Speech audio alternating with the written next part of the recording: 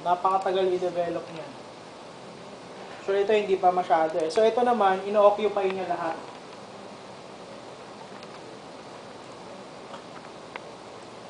Yan. Tingnan mo, may nasisira, oh. So, ang hirap talaga mag-design ng ganyan, sobra.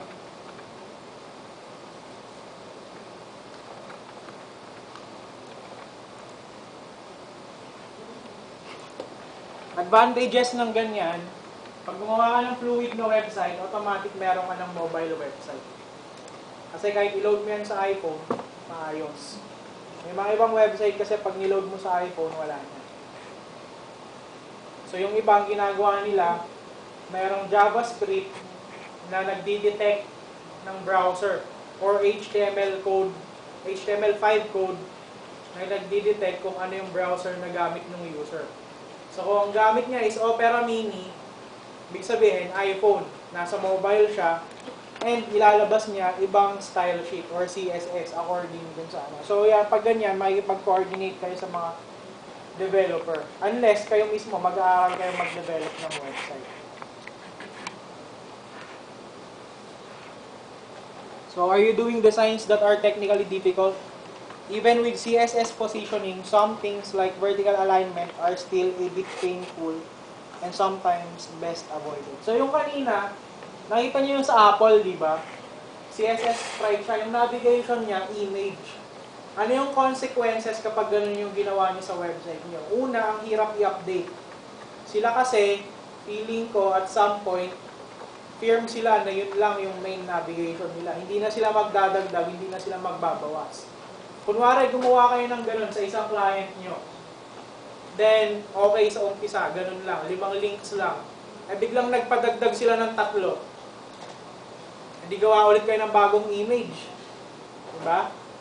So, kunwari, after 5 years, saka nila naisipang magdagdag ng 3. Nakalimutan nyo na kung paano ginawa nyo. Kung paano nyo ginawa yung image. Hindi patay na. Mahirap i-update kasi image ka. So as much as possible, iiwasan nyo yung mga ganon. Kasi napakahirap i-update nun talaga. Imagine nyo lang, kung kunwari may kumpanya kayo, ganyan yung ginawa ng developer nyo. Then nag-resign yung developer nyo. Tapos papa-update mo dun sa sumunod. Diba? For large sites particularly, can you simplify things? So yan, kailangan mas simple. Sa web naman kasi, hindi naman kailangan talagang sobrang, well, depende kung anong purpose ng site, pero hindi naman kailangan sobrang graphic intensive eh. Yung tipong wala ng kwenta. Diba? Ngayon, ito, anong difference ng art pati ng design? Diba? Parang halos wala eh. Pero ang difference nila, ang art, ano siya? Well, self-expression. Ang design, something siya na pleasing sa mata na may purpose. Laging may purpose. So, kung magde-design ka ng graphic, laging may purpose yan. Hindi yan maglalagay ka dyan ng kuting na wala namang kinalaman sa website mo, di ba? So, ayun, tip kasi eh. Self-expression yun, art yun.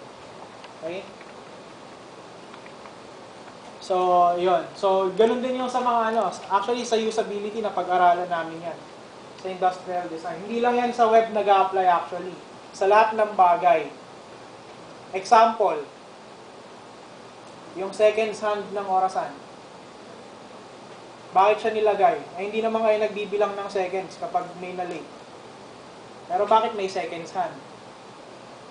Kung tutusin nyo, parang useless, di ba? Pero ang totoo niyan, nilagay yon para makita nyo lang na gumagana yung relos nyo. Totoo yun, seryoso yun. Yun talaga yung purpose niya. So, yan.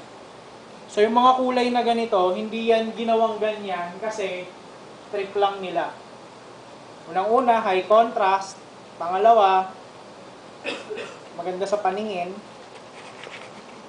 Pangatlo, well, ayun, preference nila yan. Typography. Text is the most common element of design, so it is not surprising that a lot of thought has gone into it. it's important to consider things like font choices, font sizes, spacing, color, paragraphing. So, mapapansin nyo, ang daming website na ganyan. Kagaya nga ng sinabi ko niya kanina, simple lang ng website, pero na-post text lang. Pero ang text, hindi yan text lang. Isa siya sa elements ng design. So, kung maganda ang typography nyo, madadala ng typography nyo yung buong website nyo. So, kagaya nito, mga sample na websites.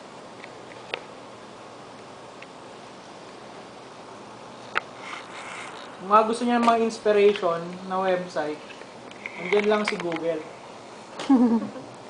Wag na kayong bibili ng mga libro-libro, ng mga collection ng mga website. Walang ano yan. Petarahan lang kayo. Andyan si Google palagi.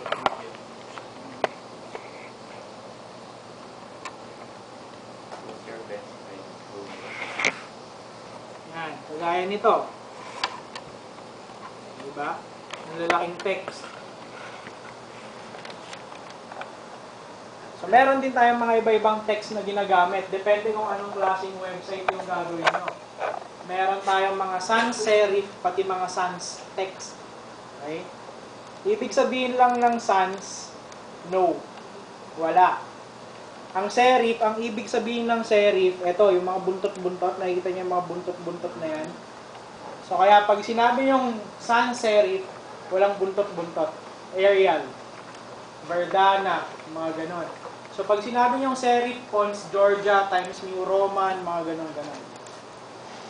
So, depende. Normally, ang mga corporate websites, sans serif ang ginagamit nila. Mga educational websites, mga schools, serif. Kasi mas mukhang elegante, hindi mukhang intellectual yung itsura eh. Kagaya nitong A-list apart, wala na siya.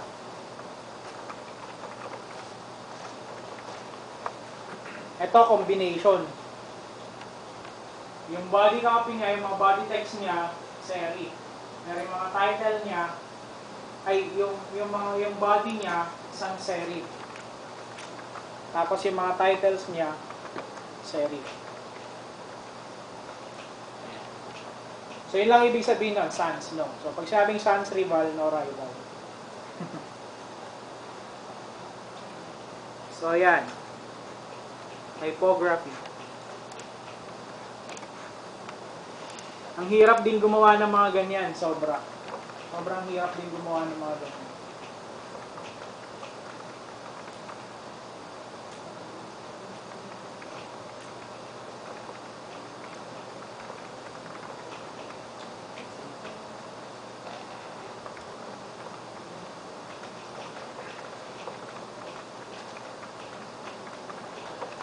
Ayan, nakasama pala siya dito. May list of art. So, yun, typography.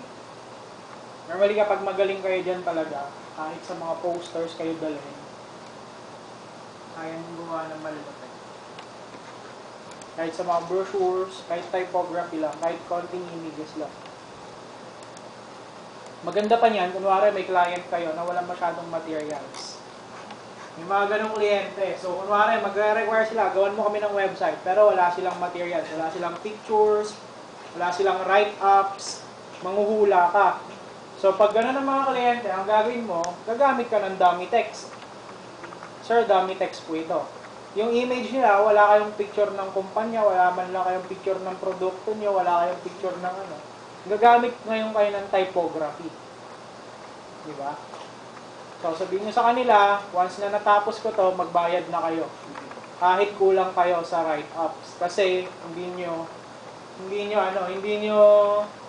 obligasyon ang magsulat para sa kanila. Unang-una, sila ang nakakaalam ng kumpanya nila. Then, sabihin nyo sa kanila, pag ready na yung materials nila, tsaka i-update na lang. Pero kailangan magbayad na sila pag gano'n. Yung mga kliyente pa namang tama. May client ako feeling ko abutin ng taon daw kasi nung October pinagawa sa akin yung website eh. Tapos hindi na ako kinakausap ngayon. Although nagbayad na siya.